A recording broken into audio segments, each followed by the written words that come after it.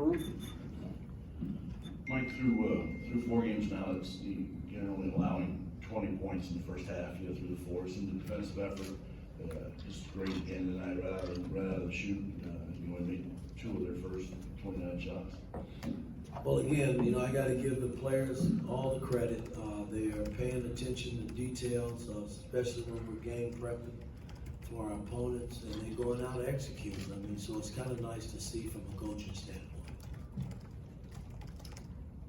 Zach? I guess in particular on defense, how important is it that you've got bigs that you can trust to either switch on to smaller guys or at the very least, kind of handle sort of the screen action so that they're not dropping and leaving space for somebody to get into the lane or shoot over a screen, that kind of. Well, again, our defense, we don't switch a whole lot with our bigs. We let 4 and 5 switch, but 4s and 5s have a responsibility from a defensive standpoint, and then our guards that are on the ball has a responsibility, and those responsibilities have been executed pretty well, I think.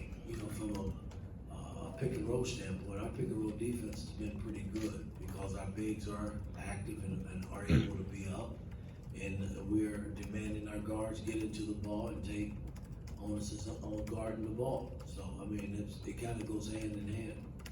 Mike? Coach, why do you think your offense was so feast or famine today? You had the 22 assists, but also 27 turnovers. And I think at one point you said there's a goal of 12 turnovers a game. What happens if you go over that? Well, it's a lot of running. It's got to take place tomorrow. But at the end of the day, this is something we haven't been accustomed to doing, and I'm a little disappointed about that. Our point guards had 8 between them. And then Geronimo, is doing things that he shouldn't be doing with the ball. So, those are things that we can clean up. But overall, I thought it was a total team effort. Everybody that was thrown in the game tonight was ready to play, and that's important when you're trying to build winning ways. Kevin? What are your thoughts about how Christian handled his opportunity tonight? It was perfect. Again, I've always said next man up. He hasn't played a lot. But he was ready to play, and I thought he gave us some positive minutes. Did a lot of good things on the floor, both ends of the floor. But we just got to get him running our ball club a little bit better and taking pride in not turning the ball over. Mike? Did you see that big game from Parker coming, and how important is that for you to have that on your team? Well, again, I saw that game.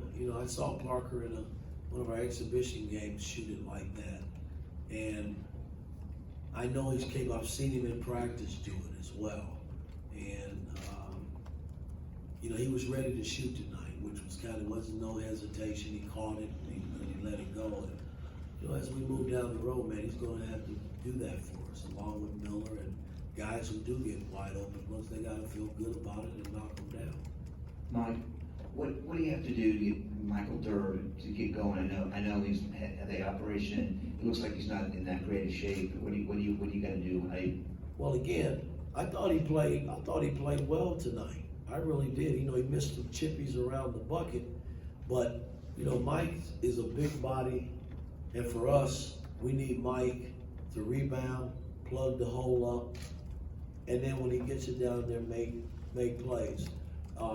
That's what he's been capable of doing in the past.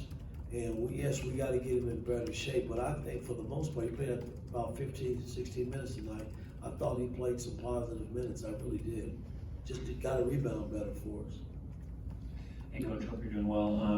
Along with the movement on the defensive side of things, I saw Christian Landner and Tamar Bates were doing some great off-ball movement on the offensive side as well. Has that been a point of emphasis in practice, or is that something they've just improved upon this season? No, I think, but they're capable of doing that. They've done some things like that in practice, and that group, that second unit was really good tonight in terms of the pace and how we wanted to play. But again, it's good to play with great pace, but you can't turn the ball over. You got to get shots. That's the beauty about running your offense. You run the offense to get good shots, not give it back to them where you got to go play defense. Coach, it seems like on any given night, someone can kind of shoulder the burden of the scoring. How important is that depth for you guys to make a deep run like you guys want to? Again, guys, we just taking it one game at a time. We got a long way to go. I like the progress of our ball club because I think guys are committed individually and they're about team. And that's important when you're trying to build winning ways. Okay, last two questions, Tyler.